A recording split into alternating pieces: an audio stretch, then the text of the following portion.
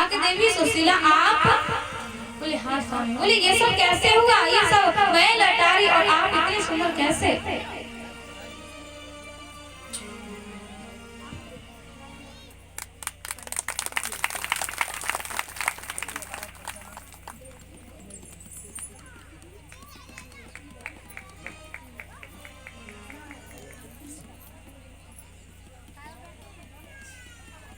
श्रीमान राजू और उनकी धर्म पत्नी सुनीता देवी, और ये भी माला से हमारा स्वागत सम्मान करती हैं। भगवान से प्रार्थना है कि भगवान इनको हमेशा खुश बनाए रखे।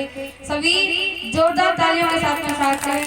बोलिए गोविंद भगवान की जय। जय श्री राधेश्याम। सुशीला कहती है कि प्रभु ये सब आपके मित्र श्री कृष्ण की ही कृपा से हुआ है। आज सुदामा जी ने देखा है, देख करके बड़े आनंद में हो गए हैं कि बाहरी कन्हैया तुझे कभी देते देखा नहीं है। जब भी कुछ भगवान देता है तो किसी को बता करके नहीं देते।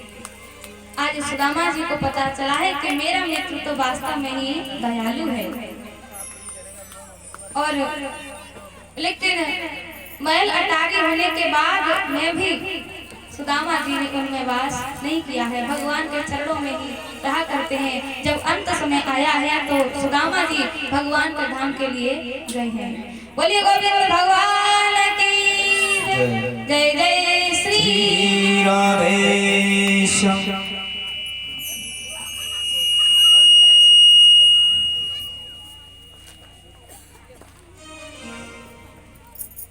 अब श्री सुखदेव जी कहते हैं, कहे राजा परीक्षित, अब मैं यहाँ से आगे आपको सुनाऊंगा कि अपने संतान को भगवान उपदेश करते थे, बताते थे कि कभी भी संतों का अपमान नहीं करना चाहिए। यदि कोई व्यक्ति संतों का अपमान करता है, महात्मा ऋषि मुनियों का अपमान करता है,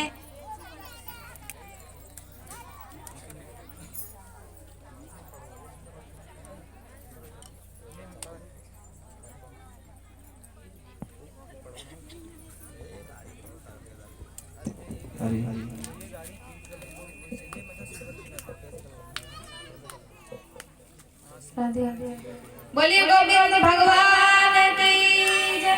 जय श्री राधेश्याम।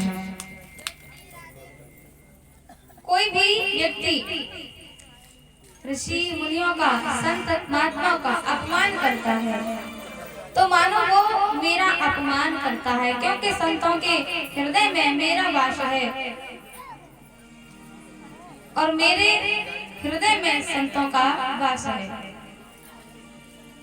यदि कोई व्यक्ति संतों का अपमान करता है तो मानो वो मेरा ही अपमान करता है, चाहे वो मेरी संतान ही, मेरे ही पुत्र क्यों ना हो, लेकिन अपमान किसी का नहीं करना चाहता। यदि आपने भी कभी भूल से भी संतों का अपमान कर भी दिया तो मैं भी आपको बचा नहीं सकता। लेकिन भगवान की संतान ने कहा कि पिताजी तो हर बार ऐसे ही कहा करते हैं, लेकिन भगवान ने विचार किया जब तक इनकी बुद्धि विकृत नहीं होगी तब तक सभी यदुवंशियों का नाश कैसे होगा। अब मैं अपनी लीला को समाप्त करके जाना चाहता हूँ। भगवान ने जैसे ही सोचा है, आज प्रवास क्षेत्र में बड़ी सुंदर स्थान है सप्त ऋषि पिंडराट क्षेत्र में, और उस क्षेत्र में बड़े बड़े ऋषि मुनि सब आकर के एकत्रित हुए हैं। भृगु, अंगिरा, वशिष्ठ, वामदेव, दुर्वासा सभी ऋषि आए हैं। भगवान की संतान ने संतों को देखा है तो आज भगवान की संतान संतों का अपमान करने के लिए जा रही है। जामंती का पुत्र है सांब, उसके पेट से वस्त्र बांध करके गर्भवती स्त्री बना करके संतों के सामने आए। कहते हैं महाराज ये गर्भवती स्त्री है, ये आपसे पूछने में सच्चाती है, लेकिन आप इसे बता बताइए कि इसके गर्व से क्या होगा। संतों ने देखा, देख करके बड़ा ही क्रोध किया। कहते हैं कि इसके गर्व से आपके वंश को, यदुवंशियों का नाश करने के लिए ये एक मूसल को जन्म देगा।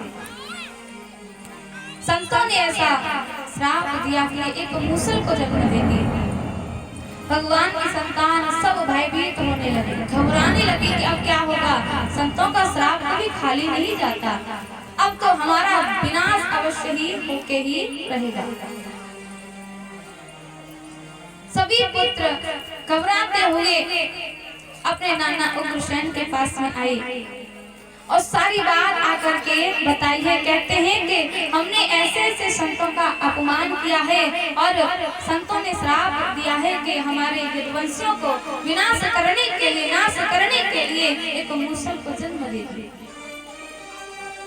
जब सांब के पेट से वस्त्रों को खोला तो उसके पेट से मूसल का ही जन्म हुआ। उस मूसल को लेकर के जैसे पहुंचे हैं तो उग्रसेन जी महाराज कहते हैं कैसा कीजिए, इस मूसल को ले जाकर के समुद्र के किनारे घिस दो। और सभी यदुवंशियों ने ऐसा ही किया। जो मूसल था उसे समुद्र के किनारे ला करके घिस दिया। बची एक छोटी सी कील, उसे समुद्र में ही फेंक दिया और उससे एरका नाम की घास उत्पन्न हो गई। उसका जो चूर्ण था, घिसा था, उससे पूरे किनारे पर समुद्र में एरका नाम की घास उत्पन्न हो गई। बची हुई कील समुद्र में फेंक दी, उसे एक मछली निकल गई। मछली को एक मछुआरे ने आकर के पकड़ लिया। जब मछली का विच्छेदन किया, उसके पेट से कील निकली और उस मछुआरे ने उस कील को अपनी बाण की नोक पर लगा लिया। अब तो इधर में सभी यदुवंशियों की बुद्धि इतनी ऐसी खराब हुई कि आपस में ही झगड़ा करने लगे। आपस में ही सभी यदुवंशी आपस में कट फट करके सब मरने के लिए लगे हैं, युद्ध करने लगे हैं। देखिए, जब किसी का विनाश आता है तो सबसे पहले बुद्धि भ्रष्ट होती है। विनाश काले विपरीत बुद्धि। जाको प्रभु दारुण दुख देई, ताकि मति पहले हर लेई, ताकि मति पहले हर लेई। भगवान सबसे पहले बुद्धि को ही नष्ट करते हैं। अब सबकी बुद्धि इतनी बेकार हो गई कि सब यदुवंशी आपस में ही एरका नाम की घास थी, उससे आपस में ही कट फट करके सबका विनाश हो गया। उसके बाद में बलराम जी ने द्वारकाधीश भगवान को प्रणाम किया है।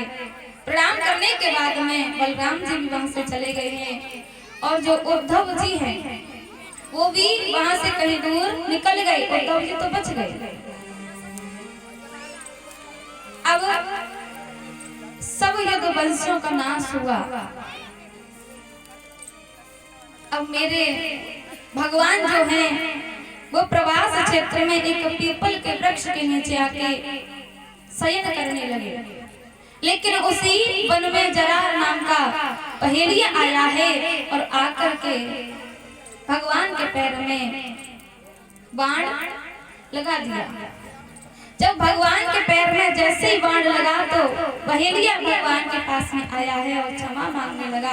कहता है कि प्रभु मुझे क्षमा कर दो, मैंने आपके पैर को हिरण की आंख समझ कर के बाण चला दिया। लेकिन भगवान कहते हैं कि आपने जो भी कुछ किया है वो सब मेरी ही राजी से किया है, मेरी ही इच्छा से किया है। लेकिन कहते हैं कि ये जो जरा नाम का पहेलिया है ये बाली था, क्योंकि भगवान ने बाली को छुप करके मारा था। इसी कारण से जरा नाम के बहेलिया ने आज अपना बदला पूरा कर लिया है। भगवान कहते हैं कि अब आप मेरे कहने से स्वर्ग को जाओगे उसके बाद में भगवान के पास में अपना गांडीव धनुष लेकर के अर्जुन आए हैं। कहते हैं कि मित्र, आपके साथ में ऐसा साहस किसने किया? अरे ये दुष्टता किसने की, आप मुझे बताइए। लेकिन भगवान कहते हैं कि अर्जुन, अब मेरी द्वारका से जितनी भी पत्नियां हैं सबको लेकर के जाइए श्री धाम वृंदावन में। यदि किशोरी श्री राधा जी के चरणों में मेरी गोपियां वास करेंगी तो शायद उनका कल्याण हो जाएगा। अब लेकर के जा रहे हैं अर्जुन द्वारका से श्री धाम वृंदावन के लिए भगवान की गोपियों को लेकर जा रहे हैं। लेकिन भगवान ने क्या किया कि रास्ते में कोल भील बनकर के भगवान आए हैं और आकर के अपनी पत्नियों को सबको लेकर के अंतर ध्यान हो गए। भगवान अर्जुन से ये बताना चाहते हैं कि अर्जुन, मेरे बिना आपका गांडीव धनुष भी किसी काम का नहीं है।